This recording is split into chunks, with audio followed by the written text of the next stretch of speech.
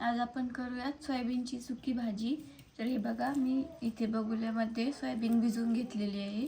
आता आपण ती पाण्यातून बाहेर काढून घेऊ। चांगलं पाणी आपण असं पिळून बाहेर काढून घेऊ पाणी।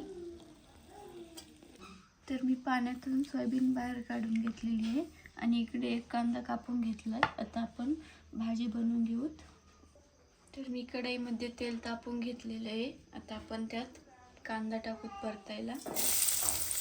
कांदा छान परतून घेऊ आधी आपण।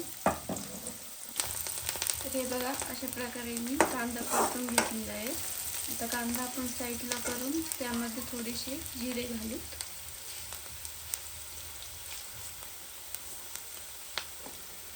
जिरे आणि कांदा मिक्स करून घेऊ। आता आपण त्यामध्ये घालू सोयाबीन। सोयाबीनवर आपण चवीनुसार मीठ घालू। तर चवीनुसार मीठ घालूत आपण आणि मिठामध्ये थोडा वेळ परतून घेऊ सोयाबीन।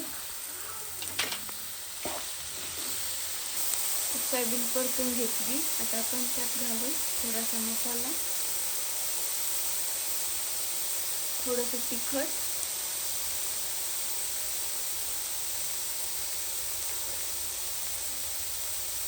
थोडीशी हळद घालू। हे सगळं आपण मिक्स करून घेऊ आता। तर सगळं मिक्स करून घेतले मी। आता आपण थोडा वेळ झाकण ठेवूयात।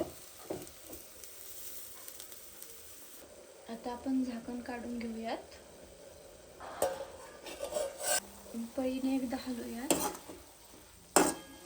तर हे बघा, अशा प्रकारे आपली भाजी तयार झालेली आहे, सोयाबीनची सुकी। तर व्हिडिओ जर आवडला असेल तर लाईक करा, शेअर करा, चॅनलला सबस्क्राईब करा।